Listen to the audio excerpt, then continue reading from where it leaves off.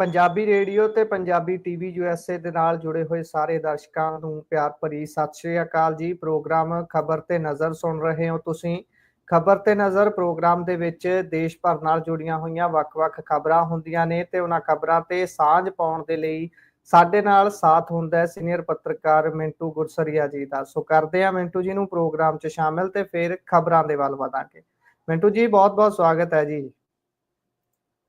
ਸ਼ੁਕਰੀਆ ਜੀ, ਸਾਰਿਆਂ ਨੂੰ ਸਤਿ ਸ੍ਰੀ ਅਕਾਲ ਜੀ। ਸਤਿ ਸ਼੍ਰੀ ਅਕਾਲ ਜੀ। ਸੋ ਖਬਰਾਂ ਦਾ ਰੁਖ ਕਰਨ ਤੋਂ ਪਹਿਲਾਂ ਸਪਾਂਸਰਸ ਦਾ ਧੰਨਵਾਦ ਕਰਦੇ ਚੱਲਦੇ ਹਾਂ ਜੀ। ਖਾਲਸਾ ਇੰਸ਼ੋਰੈਂਸ ਏਜੰਸੀ, ਜੇ ਕਿਸੇ ਵੀ ਕਿਸਮ ਦੀ ਇੰਸ਼ੋਰੈਂਸ ਦੇ ਨਾਲ ਸੰਬੰਧਿਤ ਜਾਣਕਾਰੀ ਲੈਣੀ ਹੋਵੇ, ਇੰਸ਼ੋਰੈਂਸ ਸੰਬੰਧੀ ਕੋਈ ਵੀ ਕੰਮ ਹੋਵੇ ਤਾਂ ਸੰਪਰਕ ਕਰ ਸਕਦੇ ਹੋ। ਨੰਬਰ ਹੈ 408 272 2500। ਟਰਕੀਆਣਾ ਇਮੀਗ੍ਰੇਸ਼ਨ ਲਾ ਫਰਮ, ਜੇ ਟਰਕੀਆਣਾ ਹੋਣਾ ਨਾਲ ਸੰਪਰਕ ਕਰ ਸਕਦੇ ਹੋ ਜੇਕਰ ਇਮੀਗ੍ਰੇਸ਼ਨ ਦੇ ਸੰਬੰਧੀ ਕਿਸੇ ਵੀ ਤਰ੍ਹਾਂ ਦਾ ਕੰਮ ਹੋਵੇ। Krishan Tanota, Yuba City, Baljinder Singh Nijjar, Woodland, GN lube and truck wash, oil change ਸੰਬੰਧੀ ਅਤੇ 에ਅਰ ਬ੍ਰੇਕਾਂ ਦਾ ਕਿਸੇ ਤਰ੍ਹਾਂ ਦਾ ਕੰਮ, ਨਵੇਂ ਪੁਰਾਣੇ ਟਾਇਰ ਜੇਕਰ ਖਰੀਦਣੇ ਹੋਣ ਤਾਂ ਸੈਂਟਾਨੇਲਾ 'ਚ ਲੋਕੇਸ਼ਨ ਹੈ, ਨੇਮਾ ਸਹੂਤਾ ਹੋਣਾ ਨਾਲ ਸੰਪਰਕ ਕਰ ਸਕਦੇ ਹੋ। ਨੰਬਰ ਹੈ 209 277 0113। Jaswinder Singh Nagra, Roseville, Avtar Singh Sangha, Yuba City, Baldev Singh Kang, Yuba City. So sponsors ਦਾ ਬਹੁਤ-ਬਹੁਤ ਧੰਨਵਾਦ ਹੈ। ਜੇਕਰ ਤੁਸੀਂ ਵੀ ਪ੍ਰੋਗਰਾਮ ਨੂੰ ਸਪਾਂਸਰ ਕਰਨਾ ਚਾਹੁੰਦੇ ਹੋ ਤਾਂ ਕਰ ਸਕਦੇ ਹੋ ਸੰਪਰਕ। ਸੋ ਚੱਲਦੇ ਆ ਜੀ ਹੁਣ ਇੱਕ-ਇੱਕ ਕਰਕੇ ਸਾਰੀਆਂ ਖਬਰਾਂ ਦੇ ਵੱਲ। ਸੋ ਮਿੰਟੂ ਜੀ, ਸਭ ਤੋਂ ਪਹਿਲੀ ਖਬਰ ਤੇ ਜੇਕਰ ਆਪਾਂ ਪਾਈਏ ਚਾਨਣਾ ਤਾਂ ਐਕਸ਼ਨ ਤੋਂ ਬਾਅਦ ਹੁਣ ਸੜਕ ਸਿਆਸਤ ਤੋਂ ਲੈ ਕੇ ਸੱਥ ਤੱਕ ਹਰ ਜਗ੍ਹਾ ਘਮਾਸਾਨ ਮਚ ਗਿਆ ਜੀ।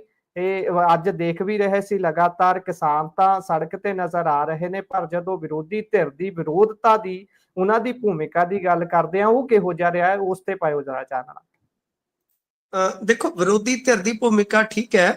ਵਿਰੋਧੀ ਧਿਰ ਦੀ ਭੂਮਿਕਾ ਇਹੀ ਹੁੰਦਾ ਕਿ ਜਦੋਂ ਸੱਤਾ 'ਚ ਹੁੰਦੇ ਆ ਤਾਂ ਉਹ ਜਿਹੜੀ ਅੱਜ ਮਾਨ ਸਾਹਿਬ ਹੋਰੀ ਭੂਮਿਕਾ ਨਿਭਾ ਰਹੇ ਉਹ ਉਦੋਂ ਉਹ ਸੰਭਾਲ ਲੈਂਦੇ ਆ, ਤੇ ਜਦੋਂ ਇਹ ਵਿਰੋਧੀ ਧਿਰ 'ਚ ਹੁੰਦੇ ਆ ਹੋਣ ਵਾਲੀ ਭੂਮਿਕਾ ਇਹਨਾਂ ਦੇ ਕੋਲ ਆ ਜਾਂਦੀ ਆ। ਯਾਨੀ ਅਸੀਂ ਤੇ ਉਹ ਆਂਦੇ ਹੁੰਦੇ ਨੇ ਉਰਦੂ ਦੇ ਸ਼ੇਰ ਦੇ ਵਿੱਚ, ਉਹ ਕਹਿੰਦਾ ਕਿ ये बाजू हमने अजमाए हुए, ये बाजू हमने अजमाए हुए। तो ਅਸੀਂ ਤੇ ਇਹਨਾਂ ਨੂੰ ਤਿੰਨਾਂ ਚਾਰਾਂ ਸਰਕਾਰਾਂ ਨੂੰ ਕਵਰ ਕੀਤਾ ਜੀ। ਅੱਜ ਮਜੀਠੀਆ ਸਾਹਿਬ ਬੋਲ ਰਹੇ ਨੇ ਤੇ ਮਜੀਠੀਆ ਸਾਹਿਬ ਨੂੰ ਪੁੱਛੋ ਕਿ ਚਿੱਟੀ ਮੱਖੀ ਦਾ ਤਾਂਡਵ ਜਦੋਂ ਹੋਇਆ, ਮਾਲਵਾ ਤਬਾਹ ਹੋ ਗਿਆ, ਤੇ ਉਦੋਂ ਤੁਸੀਂ ਕਿੱਥੇ ਸੋ ਸਾਹਿਬ? ਕਿਹੜੀ ਬੁੱਕਲ 'ਚ ਸੁੱਤੇ ਸੋ? ਚੁਗਿਆਂ ਦਾ ਕਿਸਾਨ ਬਠਿੰਡੇ ਧਰਨੇ 'ਚ ਦਵਾਈ ਪੀ ਕੇ ਮਰ ਗਿਆ ਸੀ, ਸਪਰੇਅ ਪੀ ਕੇ। ਤੁਸੀਂ ਦੰਦ ਤੋਂ ਦੰਦ ਚੁੱਕਿਆ? ਤੁਸੀਂ ਤੇ ਉਹ ਲੋਕ ਹੋ ਜਿਨ੍ਹਾਂ ਨੇ 3 ਕਾਨੂੰਨਾਂ ਦੇ ਹੱਕ 'ਚ ਪਹਿਲਾਂ ਵੀਡੀਓ ਪਾਈਆਂ ਜੀ।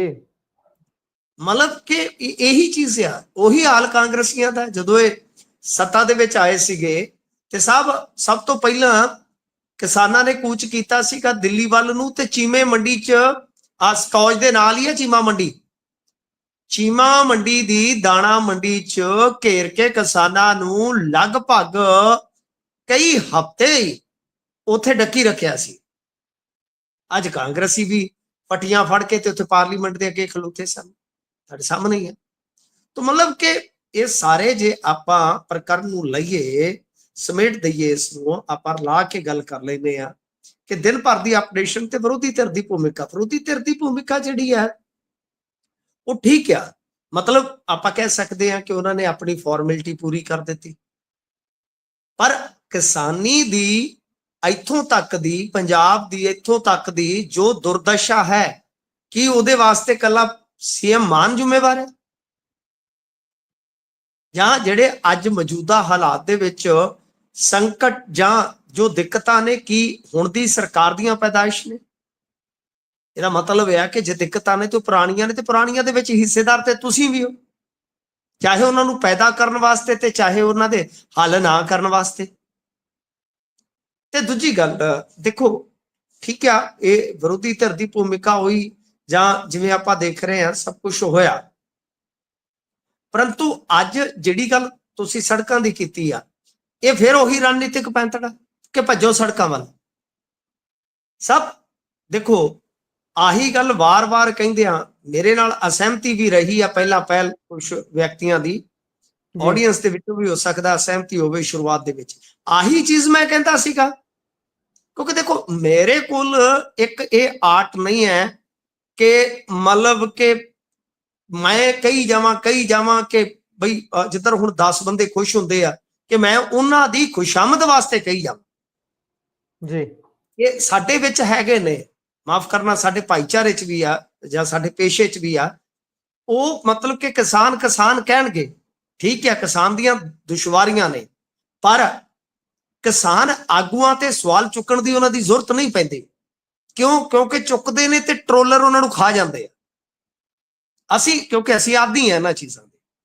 ਅੱਜ ਦੇ ਦੌਰ 'ਚ ਵੀ ਅਸੀਂ ਦੇਖਦੇ ਹਾਂ ਕਿ ਜਿਹੜੀਆਂ ਗੱਲਾਂ ਇਧਰਲੇ ਪੱਖ ਤੋਂ ਹੋਣੀਆਂ ਚਾਹੀਦੀਆਂ ਨੇ, ਉਹ ਦੇਖੋ ਕਿ ਫਿਰ ਤੁਸੀਂ ਰਣਨੀਤਿਕ ਪੈਂਤੜਾ ਉਹੀ ਮਲ ਰਹੇ ਕਿ ਜਿੱਥੋਂ ਲੋਕ ਤੁਹਾਡੇ ਤੋਂ ਦੂਰ ਹੋਏ ਕਿ ਭੱਜ ਕੇ ਸੜਕਾਂ ਨੂੰ ਆ ਗਏ। ਤੁਹਾਡਾ ਹੱਕ ਬਣਦਾ ਸੀ ਕਿ ਤੁਸੀਂ ਲੋਕਾਂ 'ਚ ਜਾਂਦੇ, ਵਪਾਰੀਆਂ ਕੋਲ ਜਾਂਦੇ, ਕਿਉਂਕਿ ਮੁੱਦਾ ਬਣ ਗਿਆ ਕਿਸਾਨ ਵਰਸੇਜ ਵਪਾਰੀ।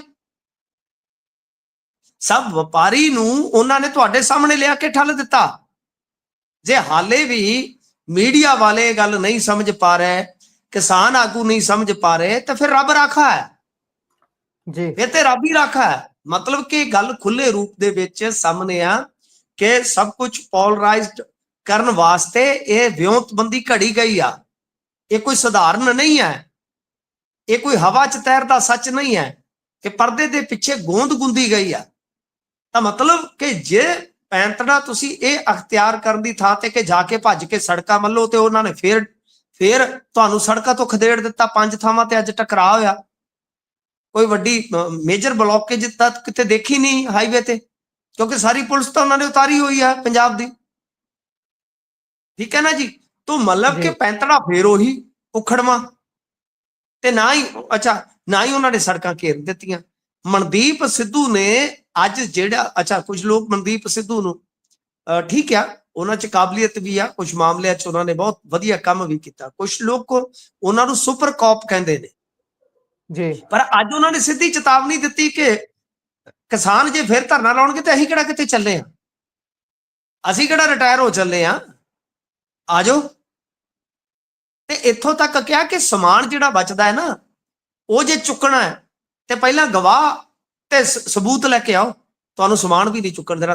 ਸਾਰਾ ਸਮਾਨ ਵੀ ਉੱਥੇ ਫਿਤਾ ਕਰ ਦਿੱਤਾ, ਟੈਂਟਾਂ ਤੋਂ ਲੈ ਕੇ ਏਸੀ ਤੱਕ ਤੇ ਸਿਲੰਡਰ ਤੱਕ ਚੁੱਕ ਦਿੱਤੇ ਗਏ। ਇੱਥੋਂ ਤੱਕ ਕਿ ਮੈਨੂੰ ਅੱਜ ਖਨੌਰੀ ਤੋਂ ਟੈਲੀਫੋਨ ਆਇਆ, ਉਹਨਾਂ ਆਖਿਆ ਕਿ ਝੁੱਗੀਆਂ ਝੋਪੜੀਆਂ ਵਾਲਿਆਂ ਨੂੰ ਕਿਹਾ ਗਿਆ ਕਿ ਜੋ ਸਮਾਨ ਚੁੱਕੀ ਤਾਂ ਚੁੱਕ ਕੇ ਸਾਫ਼ ਕਰ ਦਿਓ, ਤੁਸੀਂ ਕਰਦੇ ਕੀ ਜੇ ਜੀ। ਤਾਂ ਖੁੱਲੇ ਰੂਪ ਦੇ ਵਿੱਚ ਤੁਹਾਨੂੰ ਪੁਲਿਸ ਚੈਲੰਜ ਕਰ ਰਹੀ ਆ, ਤਾਂ ਉਹਦੇ ਪ੍ਰਤੀ ਲੋਕਾਂ 'ਚ ਫਿਰ ਵੀ ਕੋਈ ਕਣਕੰਡਾ ਨਹੀਂ ਪੈਦਾ ਹੋ ਰਿਹਾ। ਉਹਦਾ ਕਾਰਨ ਹੈ ਕਿ ਤੁਹਾਡੇ ਪੈਂਤੜੇ ਤੋਂ ਕਿਤੇ ਨਾ ਕਿਤੇ ਸਮੱਸਿਆ ਸੀ। ਤੁਸੀਂ ਲੋਕਾਂ 'ਚ ਜਾਂਦੇ, ਲਾਮਬੰਦੀ ਕਰਦੇ, ਪਹਿਲਾਂ ਛੋਟੇ ਨੁੱਕੜ ਇਕੱਠ ਹੁੰਦੇ, ਫਿਰ ਤੋਂ ਦੁਬਾਰਾ ਸਰ ਜਿਹੜਾ ਦਿੱਲੀ ਵਾਲਾ ਅੰਦੋਲਨ ਸੀ ਉਹ ਰਾਤੋਂ ਰਾਤ ਨਹੀਂ ਸੀ ਖੜਾ ਹੋ ਗਿਆ। ਸ਼ਾਇਦ ਉਸ ਦੀ ਪਿੱਠ ਭੂਮੀ ਬਹੁਤੇ ਲੋਕਾਂ ਨੂੰ ਯਾਦ ਨਹੀਂ ਹੋਏਗੀ। ਕੋਵਿਡ ਕਾਲ ਦੇ ਵਿੱਚ ਪੰਚਾਇਤ ਘਰਾਂ 'ਚ ਜਾ ਕੇ 4-4 ਬੰਦੇ 6-6 ਬੰਦੇ ਇਕੱਠੇ ਹੁੰਦੇ ਸਨ ਪਿੰਡਾਂ 'ਚ ਜੀ। ਉਹ ਜੂਨ ਦੀ ਗੱਲ ਹੈ, ਜਦੋਂ ਲੋਕਡਾਊਨ ਵਗੈਰਾ ਚੱਲ ਰਹੇ ਸਨ, ਠੀਕ ਹੈ ਜੀ। ਤਾਂ 5-5 ਬੰਦੇ 7-7 ਬੰਦੇ ਗੁਰੂ ਘਰਾਂ 'ਚ ਇਕੱਠੇ ਹੁੰਦੇ ਸੀ, ਜਾ ਕੇ ਜਾਗਰਤ ਕਰਦੇ ਸੀ, ਲਾਮਬੰਦ ਕਰਦੇ ਸੀ। ਉੱਥੋਂ ਇਹ ਮੁੱਢ ਵੱਜਾ। ਤੁਸੀਂ ਉਸ ਚੀਜ਼ ਨੂੰ ਭੁੱਲ ਕੇ ਤੁਸੀਂ ਤੇ ਬਣੇ ਮੁੱਛਾਂ ਨੂੰ ਵੱਟ ਦੇ ਕੇ ਕਿ ਬਾਬਾ ਸਾਡੇ ਤੋਂ ਉੱਤੇ ਕੋਈ ਹੈ ਹੀ ਨਹੀਂ ਹੈ, ਜੋ ਅਸੀਂ ਕਹਿ ਰਹੇ ਹਾਂ ਬਸ ਠੀਕ ਹੈ, ਸਭੋ ਸੱਚ ਹੈ। ਤਾਂ ਫਿਰ ਮਤਲਬ ਕਿ ਅੱਜ ਏਦਾਂ ਮੈਨੂੰ ਲੱਗਿਆ ਕਿ ਜਿਵੇਂ ਲੀਡਰਲੈਸ ਹੋ ਗਏ ਆ ਕਿਸਾਨ।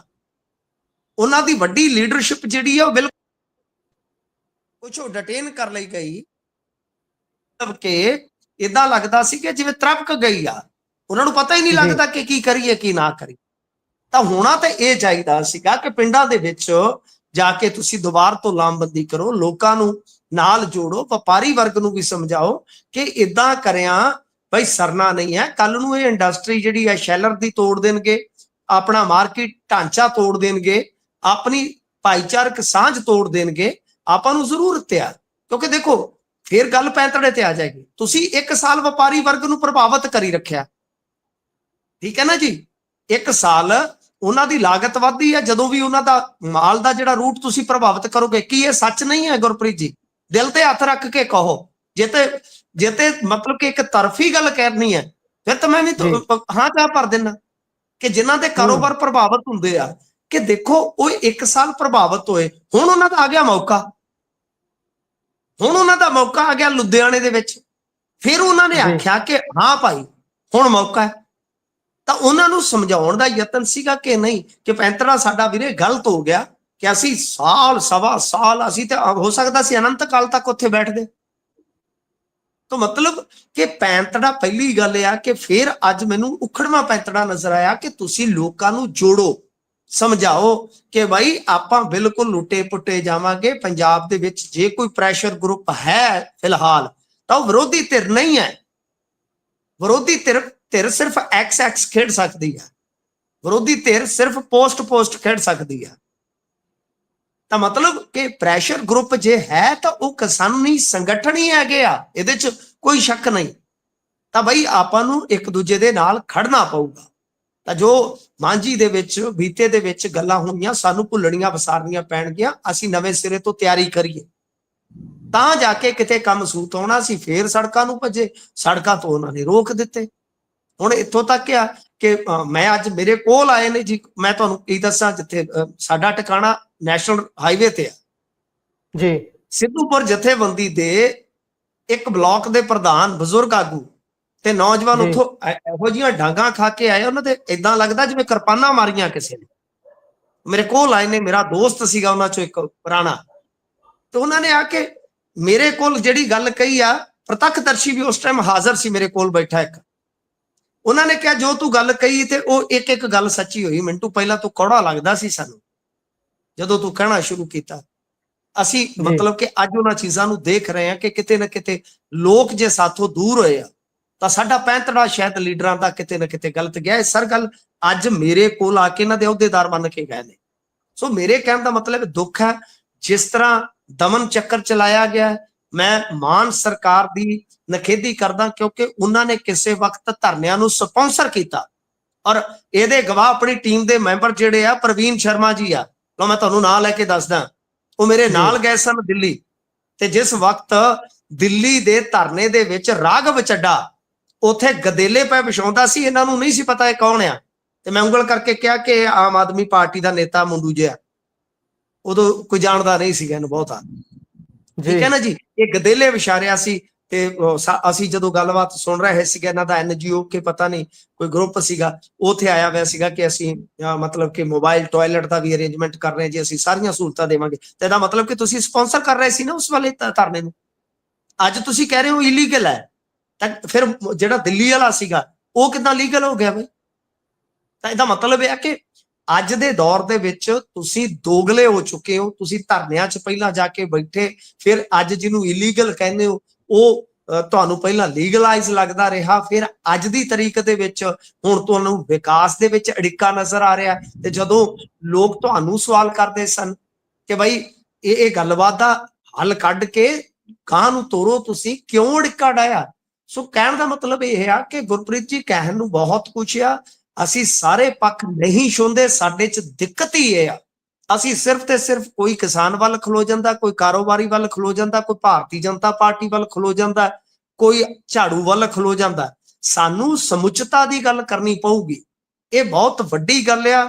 ਇਹ ਜਿਹੜੇ ਮੈਂ ਤੁਹਾਨੂੰ ਵਾਰ-ਵਾਰ ਕਹਿੰਦਾ ਸੀਗਾ ਕਿ ਕਿਸਾਨਾਂ ਦਾ ਜਿਹੜਾ ਪ੍ਰੈਸ਼ਰ ਖਤਮ ਹੋ ਜਾਣ ਦਾ ਮਤਲਬ ਇਹ ਆ ਕਿ ਜਦੋਂ ਕੋਈ ਫਾਈਨਲ ਸਾਲਟ ਹੋਏਗਾ ਤਾਂ ਸਾਡੇ ਕੋਲ ਸ਼ਾਇਦ ਸ਼ੀਲਡ ਹੀ ਨਹੀਂ ਬਚੇਗੀ, ਸਾਡੇ ਕੋਲ ਰੋਕਣ ਵਾਸਤੇ ਕੋਈ ਢਾਲ ਹੀ ਨਹੀਂ ਬਚੇਗੀ।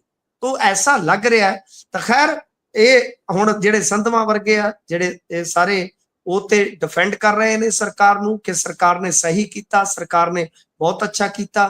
ਪਰ ਮੇਰੀ ਚਾਚੇ ਇਹ ਕਹਾਣੀ ਜਿਹੜੀ ਆ ਉਹ ਇੱਕ ਤਰ੍ਹਾਂ ਨਾਲ ਕਹਿ ਲਓ ਕਿ ਇੱਥੋਂ ਸ਼ੁਰੂ ਵੀ ਹੁੰਦੀ ਆ, ਕਿਉਂਕਿ ਅੰਮ੍ਰਿਤਸਰ ਦੇ ਵਿੱਚ ਅੱਜ ਇੱਕ ਵੱਡਾ ਇਕੱਠ ਕੀਤਾ ਗਿਆ। ਕਿਸਾਨ ਮਜ਼ਦੂਰ ਸੰਘਰਸ਼ ਕਮੇਟੀ ਹੈ ਜਿਹੜੀ ਪੰਧੇਰ ਹੋਰਾਂ ਦੀ, ਪੰਨੂ ਹੋਰਾਂ ਦੀ, ਉਹਨਾਂ ਵੱਲੋਂ ਫਿਰ ਜੇ ਤੁਸੀਂ ਵੇਖੋਗੇ ਤਾਂ 3 ਕਿਲੋਮੀਟਰ ਦਾ ਏਰੀਆ ਜਿਹੜਾ ਸ਼ੰਭੂ ਬਾਰਡਰ ਦਾ ਹਾਲ ਫਿਲਹਾਲ ਸੀਲ ਹੈ ਲਗਭਗ।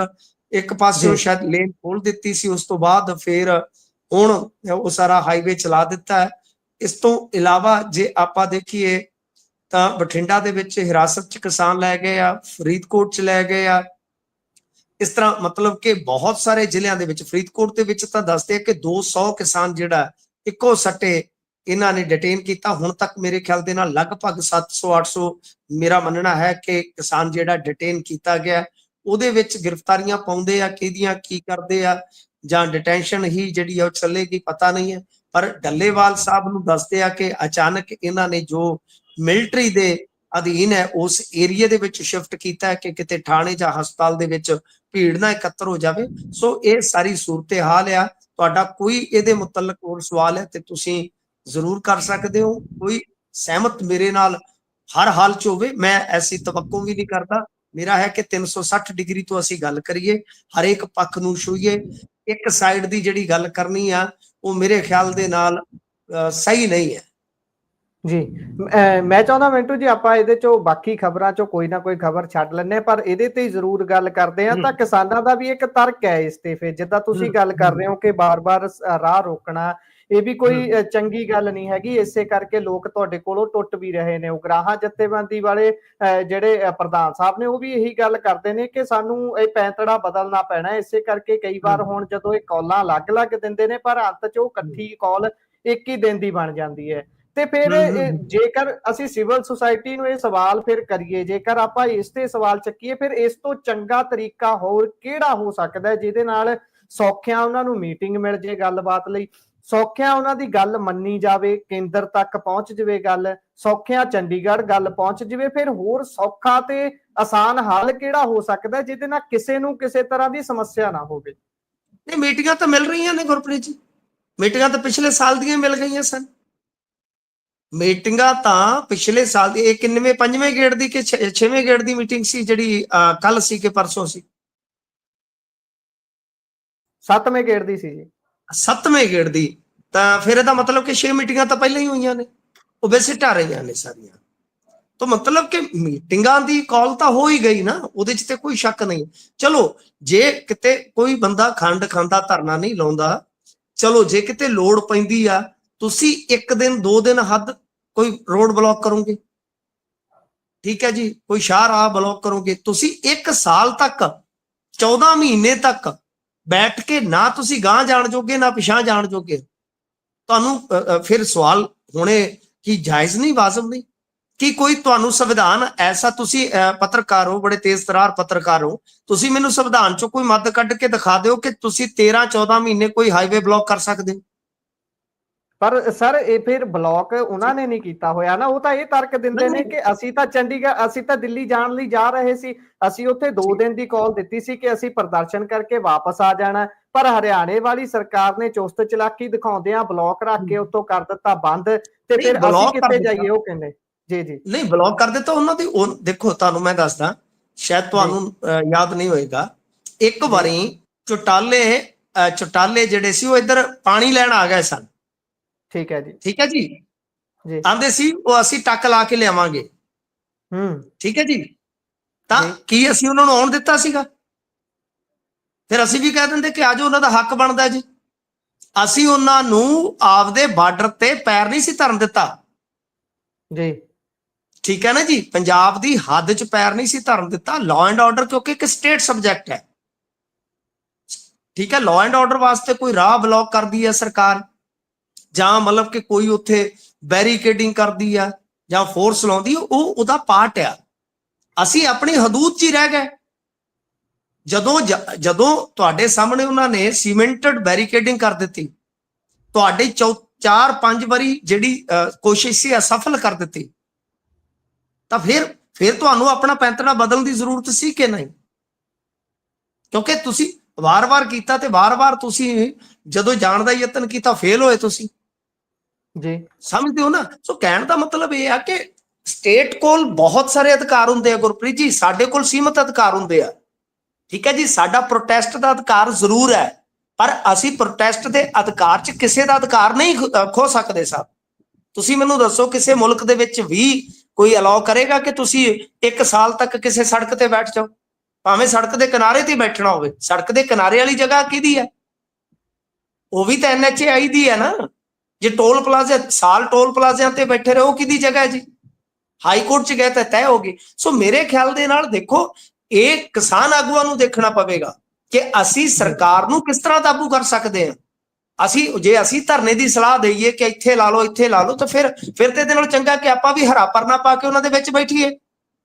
ਠੀਕ ਹੈ ਨਾ। ਇਹ ਕਿਸਾਨ ਆਗੂਆਂ ਨੂੰ ਦੇਖਣਾ ਪਊਗਾ ਕਿ ਅਸੀਂ ਲੋਕਾਂ ਨੂੰ ਵੀ ਨਾਲ ਜੋੜੀਏ, ਅਸੀਂ ਕਿਸ ਤਰ੍ਹਾਂ ਸਰਕਾਰ ਦੀ ਜਿਹੜੀ ਦੁੱਖ ਦੀ ਰਗ ਹੈ ਉਹਦੇ ਤੇ ਹੱਥ ਧਰਨਾ। ਉਗਰਾਹਾਂ ਨੇ ਜਿਹੜੀ ਗੱਲ ਕਹੀ ਹੈ, ਹੁਣ ਦੇਖੋ ਕਿੰਨੇ ਧੜੇ ਆ? ਦੋ ਧੜਿਆਂ ਚ ਕਿੰਨੇ ਗਰੁੱਪ ਹੈ? ਠੀਕ ਹੈ ਜੀ। ਕਾਲ ਜਿਹੜੀ ਆਉਂਦੀ ਹੈ, ਹਾਂਜੀ 80-90 ਗਰੁੱਪ ਹੋ ਗਿਆ ਇਹਨਾਂ ਦੇ। ਤਾਂ ਤੁਸੀਂ ਦੇਖੋ, ਕੋਈ ਕਿਤੇ ਬੈਠ ਗਿਆ, ਕੋਈ ਕਿਤੇ ਬੈਠ ਗਿਆ, ਫਿਰ ਇੱਕ ਜਗ੍ਹਾ ਧਰਨਾ ਥੋੜੀ ਹੈ। ਲੈਟ ਸਪੋਜ਼ ਇੱਕ ਜਗ੍ਹਾ ਮੰਨ ਲਓ, ਇੱਕ ਜਗ੍ਹਾ ਇੱਕ NH7 ਬੰਦ ਕਰ ਦਿੱਤਾ ਜਾਂ NH54 ਬੰਦ ਕਰ ਦਿੱਤਾ, ਚਲੋ ਅਗਲਾ ਖੱਜਲ ਖੁਆਰ ਹੋ ਕੇ 10-20 ਕਿਲੋਮੀਟਰ ਦਾ ਵਲ ਪਾ ਕੇ ਦੂਸਰੇ ਹਾਈਵੇ ਥਾਣੀ ਲੰਘ ਜਾਊਗਾ, ਤਾਂ ਥੋੜੀ ਪ੍ਰੋਬਲਮ ਆਈ ਉਹਨੂੰ। ਪਰ ਜਦੋਂ ਤੁਸੀਂ NH7 ਵੀ ਬੰਦ ਕਰ ਦਿੱਤਾ, 54 ਵੀ ਬੰਦ ਕਰ ਦਿੱਤਾ, ਦੂਸਰਾ ਵੀ ਕਰ ਦਿੱਤਾ, ਤੁਸੀਂ ਮਤਲਬ ਕਿ ਆਵਾਜਾਈ ਬਲੌਕ ਕਰ ਦਿੱਤੀ, ਤਾਂ ਉਸ ਆਵਾਜਾਈ ਦਾ ਸਭ ਤੋਂ ਵੱਡਾ ਫੈਕਟ ਕਿਹਨੂੰ ਹੈ? ਜਿਹੜੇ ਲੋਕ ਤੁਹਾਡੇ ਸਮਰਥਕ ਹੈ, ਕਿਉਂਕਿ ਬਾਹਰਲੇ ਤਾਂ ਉੱਥੋਂ 10% 20% ਗੁਜ਼ਰਨਗੇ ਨਾ, 80% ਤੇ ਤੁਹਾਡੇ ਲੋਕ ਇਫੈਕਟਿਵ ਹੋਣਗੇ। ਸੋ ਇਹ ਕਿਸਾਨ ਆਗੂਆਂ ਨੂੰ ਵੇਖਣਾ ਪਊਗਾ, ਵਿਚਾਰਨਾ ਪਊਗਾ ਨਵੇਂ ਸਿਰੇ ਤੋਂ ਕਿ ਸਰਕਾਰ ਨਾਲ ਲੜਨ ਵਾਸਤੇ ਕੀ ਇਕੱਲਾ ਸਾਡੇ ਕੋਲ ਬਦਲ ਜਿਹੜਾ ਉਹ ਹਾਈਵੇ ਬਲੌਕਸ ਦਾ, ਜਿੱਥੇ ਜ਼ਿਆਦਾ ਲੋਕ ਪ੍ਰਭਾਵਿਤ ਹੁੰਦੇ ਆ, ਜਾਂ ਉਹ ਚੀਜ਼ ਕਰਨ ਦੀ ਜ਼ਰੂਰਤ ਹੈ ਜਿੱਥੇ ਸੱਤਾ ਦੀ ਜਿਹੜੀ ਪਾਵਰ ਹੈ ਉਹ ਪ੍ਰਭਾਵਿਤ ਹੋਵੇ। ਤਾਂ ਪਿੱਛੇ ਜੇ ਕਾਲ ਇਹਨਾਂ ਨੇ ਦਿੱਤੀ ਸੀ ਕਿ ਅਸੀਂ ਘਰਾਓ ਕਰਾਂਗੇ ਇਹਨਾਂ ਮੰਤਰੀਆਂ ਦੇ ਜਾਂ ਇਹਨਾਂ ਦੇ ਆਹ ਜਿਹੜੇ ਵਿਧਾਇਕ ਇਹਨਾਂ ਦੇ ਘਰਾਂ ਦੇ, ਤਾਂ ਸਾਰਿਆਂ ਨੇ ਸਪੋਰਟ ਕੀਤੀ ਕਿ ਹਾਂ ਠੀਕ ਹੈ, ਤੁਸੀਂ ਜਾਓ ਉਹਨਾਂ ਨੂੰ ਸਵਾਲ ਕਰੋ। ਤਾਂ ਮੇਰੇ ਖਿਆਲ ਦੇ ਨਾਲ ਇੱਕ ਫਲ ਫਰੂਟ ਲੈ ਕੇ ਵੀ ਵਿਧਾਇਕ ਸਾਹਿਬ ਬਾਹਰ ਆ ਗਏ ਸੀਗੇ। ਜੀ ਹੋਇਆ ਸੀ। ਸੋ ਮੈਨੂੰ ਲੱਗਦਾ ਹੈ ਇੱਕ ਬਹੁਤ ਵੱਡਾ ਵਿਸ਼ਾਲ ਮੁੱਦਾ ਹੋ ਜਾਂਦਾ, ਇਸ ਤੇ ਜਿੰਨੀ ਵੀ ਚਰਚਾ ਕੀਤੀ ਜਾਵੇ ਘੱਟ ਹੈ, ਕਿਉਂਕਿ ਅਸੀਂ ਐਗਰੀਰੀਅਨ ਸਟੇਟ ਆ, ਤੇ ਐਗਰੀਰੀਅਨ ਸਟੇਟ ਹੋਣ ਦੇ ਨਾਤੇ ਯੂਨੀਅਨਾਂ ਵੀ ਹੋਣਗੀਆਂ, ਤੇ ਯੂਨੀਅਨਾਂ ਹੋਣਗੀਆਂ ਤਾਂ ਉਹ ਆਪਣੇ ਹੱਕਾਂ ਦੇ ਲਈ ਲੜਨਗੀਆਂ ਵੀ, ਉਸ ਤੇ ਸਾਰਥਕ ਰੂਪ 'ਚ ਚਰਚਾ ਕਰਨਾ ਸਾਡਾ ਪੱਤਰਕਾਰ ਹੋਣ ਦੇ ਨਾਤੇ ਫਰਜ਼ ਵੀ ਬਣਦਾ ਹੈ। ਸੋ ਮਿੰਟੂ ਜੀ ਨੇ ਇਸ ਤੇ ਬਹੁਤ ਸਾਰੀਆਂ ਡੂੰਘਾਈ ਨਾਲ ਜਾਣਕਾਰੀਆਂ ਸਾਂਝੀਆਂ ਕੀਤੀਆਂ ਨੇ। ਤੇ ਹੁਣ ਆਪਾਂ ਵਿਸ਼ਾ ਆਪਣਾ ਬਦਲਦੇ ਹਾਂ, ਚੱਲਦੇ ਹਾਂ ਆਮ ਆਦਮੀ ਪਾਰਟੀ ਦੇ ਵਿਧਾਇਕਾਂ ਵੱਲ। ਇਹ ਮੈਂ ਕੀ ਪੜ੍ਹ ਰਿਹਾ ਜੀ, ਕਹਿੰਦੇ ਬੀਬੀ ਭਰਾਜ ਹੁਣੀ ਸਭ ਤੋਂ ਗਰੀਬ ਵਿਧਾਇਕਾਂ ਦੀ ਲਿਸਟ 'ਚ ਨੇ। ਕਥਿਤ ਤੌਰ ਤੇ ਇਹ ਤਾਂ ਕਹਿ ਰਹੇ ਸੀ ਵੀ ਆਪਾਂ ਫੋਰਚੂਨਰ ਬਾਏ ਕਰਨੀ ਆ ਹੁਣ ਥੋੜੇ ਦਿਨਾਂ 'ਚ। ਨਹੀਂ ਦੇਖੋ, ਫੋਰਚੂਨਰ ਇਹਨਾਂ ਨੇ ਬਾਏ ਕੀਤੀ ਆ ਕਿ ਨਹੀਂ ਕੀਤੀ ਮੈਨੂੰ ਨਹੀਂ ਪਤਾ ਬਈ। ਗੱਲ ਇਹ ਆ ਕਿ ਅਸਲ ਦੇ ਵਿੱਚ ਇੱਕ ਨਾ ਲਿਸਟ ਜਾਰੀ ਹੋਈ ਹੈ ਕਿ ਸਭ ਤੋਂ ਗਰੀਬ MLA ਕੌਣ ਆ ਤੇ ਸਭ ਤੋਂ ਅਮੀਰ MLA ਕੌਣ ਆ ਇੰਡੀਆ 'ਚ। ਤਾਂ ਸਭ ਤੋਂ ਗਰੀਬ MLA ਹੈ ਨਿਰਮਲ ਕੁਮਾਰ ਦਾਰਾ, ਭਾਜਪਾ ਦਾ, ਪੱਛਮ ਬੰਗਾਲ ਤੋਂ 1700 ਦੀ ਪ੍ਰਾਪਰਟੀ ਹੈ। ਨਰਿੰਦਰ ਪਾਲ ਸਵਣਾ ਫਾਜ਼ਿਲਕਾ ਤੋਂ ਆਮ ਆਦਮੀ ਪਾਰਟੀ ਦਾ, ਉਹ ਦੂਸਰੇ ਨੰਬਰ ਦਾ ਗਰੀਬ ਹੈ, 18,370 ਦਾ ਰਹਿੰਦਾ। ਇਹ ਵੀ ਲਗਜ਼ਰੀ ਗੱਡੀ 'ਚ ਆ, ਪਤਾ ਨਹੀਂ ਕਿਹਦੀ, ਹੁਣ ਤੁਸੀਂ ਪਤਾ ਕਰਨਾ।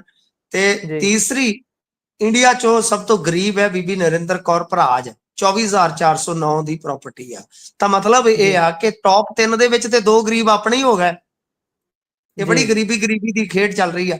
ਉਧਰੋਂ ਸਭ ਤੋਂ ਅਮੀਰ ਹੈ ਜਿਹੜਾ, ਉਹ ਵੀ ਭਾਜਪਾ ਦਾ ਹੀ, ਪਰਾਗ ਸ਼ਾਹ 3,383 ਕਰੋੜ ਦੀ ਜਾਇਦਾਦ।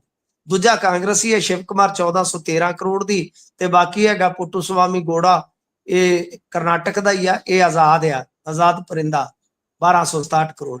ਅੱਛਾ, ਹੁਣ ਜਿਹੜੀ ਇਹ ਸਾਰੀ ਗਿਣਤੀ ਹੋਈ ਆ ਨਾ, ਪਹਿਲਾਂ ਮੈਂ ਵੀ ਹੈਰਾਨ ਸਾਂ ਕਿ ਕਿਵੇਂ, ਤਾਂ ਇਹ ਜਿਹੜੇ ਮਤਲਬ ਕਿ 22 ਤੱਕ ਇਹਨਾਂ ਦੇ, ਜਿਵੇਂ ਆਪਣੇ ਲਾਸਟ ਚੋਣ ਹੋਈ ਆ ਵਿਧਾਇਕਾਂ ਦੀ, ਕਦੋਂ ਹੋਈ ਆ 22 ਚ, ਤਾਂ ਉਹ 22 ਵਾਲੇ ਹਲਫਨਾਮਿਆਂ ਦੀ ਹੀ ਸ਼ਾਇਦ, ਜਿਵੇਂ ਮਤਲਬ ਕਿ ਲਾਸਟ ਇਲੈਕਸ਼ਨ ਸੀਗਾ ਕਰਨਾਟਕ ਦਾ ਜਿਹੜਾ ਸੀਗਾ, ਉਹ ਸ਼ਾਇਦ ਆਪਣੇ ਤੋਂ ਬਾਅਦ ਹੁੰਦਾ ਹੈ, ਯਾਨੀ 22 ਤੋਂ ਬਾਅਦ, ਤਾਂ ਉਹ ਉਦੋਂ ਤੋਂ ਜਿਹੜੇ ਹਲਫਨਾਮੇ ਸੀਗੇ, ਤਾਜ਼ੇ ਹਲਫਨਾਮੇ ਸੀ, ਉਹਦੇ ਆਧਾਰ ਤੇ ਆ। ਤਾਂ ਬੀਬੀ ਭਰਾਜ ਜਦੋਂ ਹੁਣ ਦੁਬਾਰਾ ਕਿਤੇ ਇਲੈਕਸ਼ਨ ਲੜਨਗੇ ਤੇ ਦੁਬਾਰਾ ਹਲਫਨਾਮਾ ਭਰਨਗੇ, ਅਸਲੀ ਤਸਵੀਰ ਤੇ ਉਦੋਂ ਨਿਕਲੇਗੀ ਨਾ ਕਿ ਪ੍ਰਾਪਰਟੀ ਕਿੰਨੇ ਗੁਣਾ ਵੱਧਦੀ ਆ। ਠੀਕ ਹੈ ਨਾ ਜੀ। ਹਾਲਾਂਕਿ ਇਹ ਡਿਕਲੇਰੇਸ਼ਨ ਹੁੰਦੀ ਆ, ਨੇਤਾ ਤੁਹਾਨੂੰ ਪਤਾ ਅੱਜ ਕੱਲ ਤੇ ਪ੍ਰਾਪਰਟੀ ਇੰਡੀਆ 'ਚ ਬਣਾਉਣੋਂ ਹੀ ਹਟ ਗਏ, ਉੱਥੇ ਕੈਨੇਡਾ ਆਸਟ੍ਰੇਲੀਆ 'ਚ ਇੱਧਰ ਹੀ ਕੱਢ ਦਿੰਦੇ ਨੇ ਪੈਸੇ। ਅੱਜ ਕੱਲ ਆਸਟ੍ਰੇਲੀਆ ਬੜਾ ਮਸ਼ਹੂਰ ਹੋਇਆ, ਕਹਿੰਦੇ ਕਿ ਉੱਥੇ ਬੜਾ ਅੱਛਾ ਕੰਮ ਆ, ਬਹੁਤ ਉੱਥੇ ਵੀ ਬਿਜ਼ਨਸ ਅੱਛੇ ਰਿਟਰਨ ਦੇ ਰਹੇ ਨੇ, ਉੱਥੇ ਵੀ ਪੈਸਾ ਵਾਵਾ ਭੇਜ ਰਹੇ ਨੇ। ਹਾਂਜੀ ਹਾਂ, ਭਵਿੱਖ ਅੱਛਾ ਹੈ, ਬਿਲਕੁਲ ਬਿਲਕੁਲ। ਬੜਾ ਤੁਸੀਂ ਬੜਾ ਸੋਹਣਾ ਲਫ਼ਜ਼ ਇਸਤੇਮਾਲ ਕੀਤਾ ਕਿ ਸਕੋਪ ਅੱਛਾ ਹੈ, ਤੇ ਉਧਰ ਨੂੰ ਬਸ ਤੋਪ ਦਾ ਮੂੰਹ ਕਰ ਦਿੱਤਾ ਜਿੱਧਰ ਸਕੋਪ ਹੈ। ਤਾਂ ਫਿਲਹਾਲ ਨਰਿੰਦਰ ਕੌਰ ਭਰਾਜ ਤੀਜੇ ਨੰਬਰ ਦੀ ਗਰੀਬ ਵਿਧਾਇਕਾ ਹੈ, ਤੇ ਵੇਖ ਲਓ ਰੌਲਾ ਜਿਹੜਾ ਉਹ 25-30 ਲੱਖ ਤੋਂ ਸ਼ੁਰੂ ਹੋ ਕੇ 55 ਲੱਖ ਤੱਕ ਵੀ ਚਲਾ ਜਾਂਦਾ ਹੈ। ਜੀ, ਫਿਰ ਰੌਲੇ ਤਾਂ ਪੈਣੇ ਹੀ ਆ ਭਾਈ, ਜਦ ਇੰਨਾ ਗਰੀਬ ਵਿਧਾਇਕ ਹੋਵੇ ਤਾਂ ਕੁਛ ਤਾਂ ਹੋਊਗਾ ਹੀ। ਫਿਰ ਅਗਲੇ ਨੇ ਵੀ ਤਾਂ ਆਪਣੇ ਜੀਣ ਦੇ ਲਈ ਤੇ ਸੰਪत्ति ਚਾਹੀਦੀ ਹੈ ਨਾ। ਚਲੋ ਆਪਾਂ ਖੈਰ ਇਸ ਤੇ ਕਿਉਂ ਚਰਚਾ ਕਰ ਰਹੇ ਹਾਂ, ਕਥਿਤ ਗੱਲਾਂ ਤੇ ਅੱਗੇ ਵਧਦੇ ਹਾਂ। ਸੋ ਕਰਨਲ ਮਾਮਲੇ ਦੇ ਵਿੱਚ ਨਿਆਇਕ ਜਾਂਚ ਦੇ ਹੁਕਮ ਦੇ ਦਿੱਤੇ ਗਏ ਨੇ ਜੀ। ਇਹ ਵੀ ਮਾਮਲਾ ਚੰਗਾ ਤੂਲ ਫੜਿਆ ਹੋਇਆ ਸੀ, ਪਰ ਜਦੋਂ ਤੋਂ ਕੱਲ ਤੋਂ ਐਕਟਿਵ ਹੋਏ ਨੇ ਇਧਰਲੇ ਬੰਨੇ ਨੂੰ ਪੁਲਿਸ ਮੁਲਾਜ਼ਮ ਨਾਨਕ ਸਿੰਘ ਵੀ ਉੱਥੇ ਲਗਾਤਾਰ ਬਾਰਡਰ ਤੇ ਫਿਰ ਰਹੇ ਨੇ, ਤੇ ਹੁਣ ਇੱਧਰ ਨੂੰ ਧਿਆਨ ਥੋੜਾ ਘਟਿਆ। ਪਰ ਹੁਣ ਮੌਜੂਦਾ ਜਾਣਕਾਰੀ ਕੀ ਹੈ ਇਸ ਦੀ?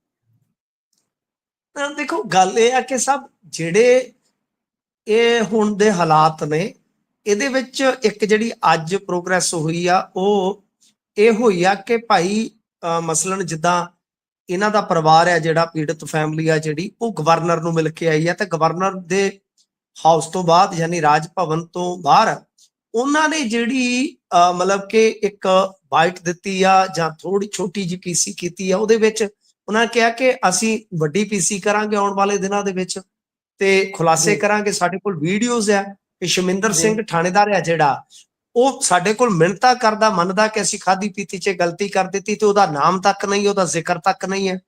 ਮਤਲਬ ਕਿ ਉਹ ਕਹਿੰਦੇ ਆ ਕਿ ਸਸਪੈਂਸ਼ਨ ਜਿਹੜੀ ਆ ਉਹਦੇ ਨਾਮ ਤੇ ਵੀ ਨਾਨਕ ਸਿੰਘ ਝੂਠ ਬੋਲ ਗਏ। ਹੁਣ ਦੇਖੋ ਨਾਮ ਨਾਨਕ ਤੇ ਦੋਸ਼ ਕਿਹੋ ਜਿਹੇ ਲੱਗ ਰਹੇ ਨੇ। ਇਸ ਤੋਂ ਇਲਾਵਾ ਜੇ ਤੁਸੀਂ ਵੇਖੋਗੇ ਤਾਂ ਉਹਨਾਂ ਨੇ ਕਿਹਾ ਕਿ ਸਾਨੂੰ ਜਿਹੜੀ ਇਹ ਨਿਆਂਇਕ ਜਾਂਚ ਹੈ, ਇਹਨਾਂ ਨੇ ਜਿਹੜੀ IS ਪਰਮਵੀਰ ਸਿੰਘ ਨੂੰ ਜਾਂਚ ਸੌਂਪੀ ਆ, ਕੇਸ ਅਸੀਂ ਨਾ ਮਨਜ਼ੂਰ ਕਰਦੇ ਆ, ਇਹਦੀ ਜਗ੍ਹਾ ਤੇ ਤੁਸੀਂ CBI ਤੋਂ ਜਾਂਚ ਕਰਾਓ। ਉਹਨਾਂ ਨੇ ਤੇ ਇੱਥੋਂ ਤੱਕ ਚੈਲੰਜ ਕਰ ਦਿੱਤਾ ਹੈ ਕਿ ਅਸੀਂ ਡਾਕੂਮੈਂਟ ਵੀ ਜਨਤਕ ਕਰਾਂਗੇ, ਹੁਣ ਵੀਡੀਓਜ਼ ਵੀ ਜਨਤਕ ਕਰਾਂਗੇ, ਤੇ ਤੁਸੀਂ ਸੈਂਟਰਲ ਏਜੰਸੀ ਤੋਂ ਜਾਂਚ ਕਰਵਾਓ। ਜੇ ਸਾਡੇ ਬੰਦੇ ਦੋਸ਼ੀ ਪਾਏ ਗਏ ਤੇ ਜੋ ਸਜ਼ਾ ਬਣਦੀ ਆ ਤੁਸੀਂ ਦੇ ਦਿਓ, ਅਸੀਂ ਖੜੇ ਮੱਥੇ ਪ੍ਰਬੰਧ ਕਰਾਂਗੇ, ਪਰ ਇਨਸਾਫ ਲਈ ਅਸੀਂ ਲੜਾਂਗੇ। ਹਾਲਾਂਕਿ ਇਹ ਕਰਨਲ ਦੇ ਘਰੋਂ ਹੈ ਜਿਹੜੀ ਬੀਬੀ, ਮੈਨੂੰ ਇੱਕ ਵੀਡੀਓ ਵੇਖਣ ਦਾ ਮੌਕਾ ਮਿਲਿਆ ਤੇ ਉਹਦੇ ਚ ਪਤਾ ਲੱਗਿਆ ਕਿ ਇਹ ਜਿਹੜਾ ਮੇਲਾ ਸੀ ਇੱਥੇ ਸਾਡੇ ਬਹੁਤ ਮਸ਼ਹੂਰ ਸੀਗਾ ਬੰਦਾ, ਬਿਜ਼ਨਸਮੈਨ ਸੀਗਾ, ਸਮਾਜ ਸੇਵੀ ਸੀ, ਯਾਰਾਂ ਦਾ ਯਾਰ ਸੀ ਬਠਿੰਡੇ, ਉਸਨੂੰ ਮਾਰ ਦਿੱਤਾ ਗਿਆ ਸੀ ਸ਼ਰੇ ਬਾਜ਼ਾਰ। ਤੇ ਉਹਦਾ ਜਿਹੜਾ ਸੰਸਕਾਰ ਰੋਕਿਆ ਗਿਆ ਸੀ, ਦੱਸਦੇ ਆ ਕਿ ਉਸ ਸੰਸਕਾਰ ਨੂੰ ਕਰਾਉਣ ਚ ਜਾਂ ਨਿਆਂ ਨੂੰ ਲਟਕਾਉਣ ਚ ਇਸ ਬੀਬੀ ਦਾ ਬੜਾ ਵੱਡਾ ਹੱਥ ਰਿਹਾ ਉਸ ਟਾਈਮ। ਯਾਨੀ ਇਹਨੇ ਪੁਲਿਸ ਪ੍ਰਸ਼ਾਸਨ ਦੇ ਨਾਲ ਮਿਲ ਕੇ ਆਪਦਾ ਇਨਫਲੂਐਂਸ ਵਰਤ ਕੇ ਤੇ ਸੰਸਕਾਰ ਕਰਵਾ ਦਿੱਤਾ ਸੀ। ਇਹ ਵੀ ਇੱਕ ਨਵਾਂ ਐਂਗਲ ਨਿਕਲਿਆ ਇਸ ਮਾਮਲੇ ਦੇ ਵਿੱਚ। ਪਰ ਗੱਲ ਇਹ ਹੈ ਕਿ ਜੋ ਮਰਜ਼ੀ ਆ, ਇਹ ਹੋਣਾ ਚਾਹੀਦਾ ਸੀਗਾ ਕਿ ਜਾਂਚ ਇਹ ਹਾਈ ਕੋਰਟ ਦੇ ਰਿਟਾਇਰ ਜੱਜ ਤੋਂ ਜਾਂ ਸਿਟਿੰਗ ਜੱਜ ਤੋਂ ਕਰਵਾਉਂਦੇ, ਠੀਕ ਹੈ ਨਾ। ਨਾ ਇਹਨਾਂ ਦੀ ਰਹਿੰਦੀ, ਨਾ ਉਹਨਾਂ ਦੀ ਰਹਿੰਦੀ, ਨਾ ਇਹ ਕਹਿੰਦੇ ਵੀ ਅਸੀਂ ਸੈਂਟਰਲ ਏਜੰਸੀ ਤੋਂ ਕਿਉਂ ਜਾਂਚ ਕਰਵਾਈਏ, ਕਿਉਂਕਿ ਕਰਨਲ ਤੇ ਦੱਸਦੇ IBA ਦਾ ਬੰਦਾ ਤੇ ਕੋਈ ਦੱਸਦਾ ਰॉ ਦਾ ਬੰਦਾ। ਤੇ ਮੈਂ ਤੁਹਾਨੂੰ ਹੋਰ ਦੱਸਦਾ, ਜਿਹੜੀ ਮੈਨੂੰ ਅੰਦਰੂਨੀ ਜਾਣਕਾਰੀ ਮਿਲੀ ਆ ਕਿ ਰਾਜਨਾਥ ਸਿੰਘ ਨੇ ਤੇ ਅਮਿਤ ਸ਼ਾਹ ਨੇ ਨੋਟਿਸ ਲਿਆ ਹੋਇਆ ਇਸ ਗੱਲ ਦਾ ਜੀ, ਤਦੇ ਹੀ ਗਵਰਨਰ ਦੇ ਨਾਲ ਮੁਲਾਕਾਤ ਹੋਈ ਹੈ ਨਾ ਸਾਹਿਬ, ਇਹ ਚੀਜ਼ ਨੂੰ ਸਮਝੋ। ਇਸ ਕਰਕੇ ਜੇ ਸੈਂਟਰਲ ਏਜੰਸੀ ਕੋਲ ਜਾਂਚ ਜਾਂਦੀ ਹੈ ਤਦ ਵੀ ਸਵਾਲ ਖੜੇ ਹੋਣਗੇ, ਜੇ ਇਹਨਾਂ ਕੋਲ ਰਹਿੰਦੀ ਹੈ ਤਦ ਵੀ ਸਵਾਲ ਖੜੇ ਨੇ। ਤਾਂ ਫਿਰ ਇਹਦੇ ਨਾਲੋਂ ਚੰਗਾ ਸੀਗਾ ਕਿ ਹਾਈ ਕੋਰਟ ਦੇ ਕਿਸੇ ਜੱਜ ਤੋਂ ਜਾਂਚ ਕਰਵਾਉਂਦੇ, ਜਾਂ ਸੁਪਰੀਮ ਕੋਰਟ ਦੇ ਕਿਸੇ ਜੱਜ ਤੋਂ ਕਰਵਾ ਲੈਂਦੇ, ਜਾਂ ਰਿਟਾਇਰ ਜੱਜ ਤੋਂ ਕਰਵਾ ਲੈਂਦੇ। ਤਾਂ ਮੇਰੇ ਖਿਆਲ ਦੇ ਨਾਲ ਦੋਹਾਂ ਧਿਰਾਂ ਨੂੰ ਉਹ ਕਿਤੇ ਨਾ ਕਿਤੇ ਮਨਜ਼ੂਰ ਹੋ ਜਾਂਦੀ। ਪਰ ਜੋ ਵੀ ਆ, ਹੁਣ ਦੇਖਦੇ ਆ ਕਿ ਕੀ ਬਣਦਾ। ਪਰ ਪੀੜਤ ਪਰਿਵਾਰ ਅਸੰਤੁਸ਼ਟ ਆ, ਉਹਨਾਂ ਦੀ ਸੰਤੁਸ਼ਟੀ ਸਰਕਾਰ ਨਹੀਂ ਕਰਵਾ ਪਾ ਰਹੀ। ਜੀ, ਅੰਤ ਦੇ ਵਿੱਚ ਇਸ ਗੱਲ ਤੇ ਜ਼ਰੂਰ ਚਾਨਣਾ ਪਾਇਓ ਕਿ ਪੰਜਾਬ ਪੁਲਿਸ ਕਿਹੋ ਜਿਹਾ ਇਨਕਲਾਬ ਲਿਆ ਰਹੀ ਹੈ ਕਿ ਚੱਲਦਾ ਟੂਰਨਾਮੈਂਟ ਰੁਕਵਾ ਦਿੱਤਾ ਜੀ। ਦੇਖੋ, ਇਹ ਇਨਕਲਾਬ ਨਹੀਂ ਕਹਿ ਸਕਦੇ, ਇਹ ਤੇ ਖਾਨਾ ਖਰਾਬ ਹੀ ਆ। ਦੇਖੋ, ਇੱਕ ਕਬੱਡੀ ਟੂਰਨਾਮੈਂਟ ਸੀ ਮੋਗੇ ਦੇ ਲਾਗੇ, ਠੀਕ ਹੈ ਜੀ, ਟੂਰਨਾਮੈਂਟ ਚੱਲ ਰਿਹਾ ਸੀਗਾ। ਤਾਂ ਉਹਦੇ ਵਿੱਚ ਕੀ ਹੋਇਆ ਕਿ ਇੱਕ ਬੰਦੇ ਤੇ 6 ਮਾਮਲੇ ਦਰਜ ਆ, ਜਿਹਦੇ ਚ 5 NDPS ਦੇ ਆ। 17 ਕਿਲੋ ਹੈਰੋਇਨ ਤੋਂ ਲੈ ਕੇ, ਯਾਨੀ ਕਮਰਸ਼ੀਅਲ ਕੁਆਂਟੀਟੀ ਤੋਂ ਲੈ ਕੇ ਨਾਨ ਕਮਰਸ਼ੀਅਲ ਕੁਆਂਟੀਟੀ ਦੇ 5 ਮਾਮਲੇ ਉਹਦੇ ਤੇ ਦਰਜ ਸੀਗੇ। ਆਪ ਉਹ ਬੰਦਾ ਬਾਹਰ ਆ ਤੇ ਦੱਸਦੇ ਆ ਕਿ ਉਹਦੀ ਫੋਟੋ, ਉਹਦੇ ਹੋਰਡਿੰਗ ਲਾਏ ਗਏ ਸਨ, ਕਿਉਂਕਿ ਉਸਨੇ ਟੂਰਨਾਮੈਂਟ 'ਚ 2 ਲੱਖ ਦਾ ਸਹਿਯੋਗ ਦਿੱਤਾ ਸੀ।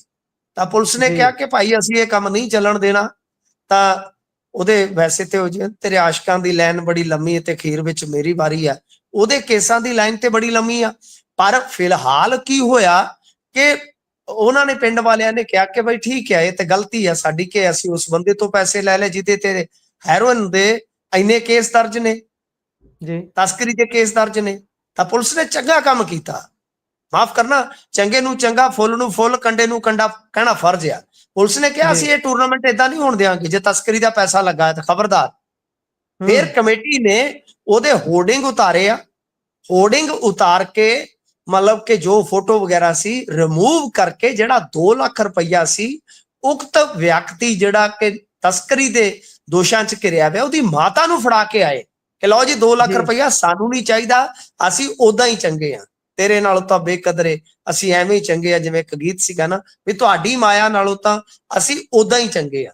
ਤਾਂ ਇਹ ਦੇਖ ਲਓ ਤੁਸੀਂ ਕੀਤੀਆਂ ਦੇ ਫਲ ਹੁੰਦੇ ਨੇ ਕਿ ਤੁਹਾਡਾ ਜੋ ਮਰਜ਼ੀ ਹੈ, ਜਿੰਨਾ ਮਰਜ਼ੀ ਤੁਸੀਂ ਦੌਲਤ ਦਾ ਵਾਰ ਇਕੱਠਾ ਕਰ ਲਓ, ਕਿ ਤੁਹਾਡਾ ਪੈਸਾ ਕਿਤੇ ਸਾਂਝੇ ਕੰਮ 'ਚ ਵੀ ਨਾ ਲੱਗੇ ਤੇ ਫਿਰ ਸੋਚਣਾ ਪਊਗਾ ਸੁੱਤੇ ਪਿਆ ਕਿ ਭਾਈ ਕੀ ਅਸੀਂ ਉਹ ਨਾ ਸਾਰੀ ਉਮਰ ਗਵਾ ਲਈ ਤੂੰ ਜ਼ਿੰਦੜੀਏ, ਕੁਝ ਨਾ ਜਹਾਨ ਵਿੱਚੋਂ ਖਟਿਆ, ਫਿਰ ਖਟਿਆ ਕੀ ਆ ਜਾਨ ਵਿੱਚੋਂ। ਜੀ ਸੋ ਪ੍ਰੋਗਰਾਮ ਦਾ ਸਮਾਂ ਇੱਥੇ ਹੀ ਸਮਾਪਤ ਹੁੰਦਾ ਹੈ। ਸੋ ਮਿੰਟੂ ਜੀ ਤੁਸੀਂ ਜੁੜੇ ਜਾਣਕਾਰੀਆਂ ਸਾਂਝੀਆਂ ਕੀਤੀਆਂ, ਬਹੁਤ ਬਹੁਤ ਧੰਨਵਾਦ ਜੀ। ਧੰਨਵਾਦ ਜੀ।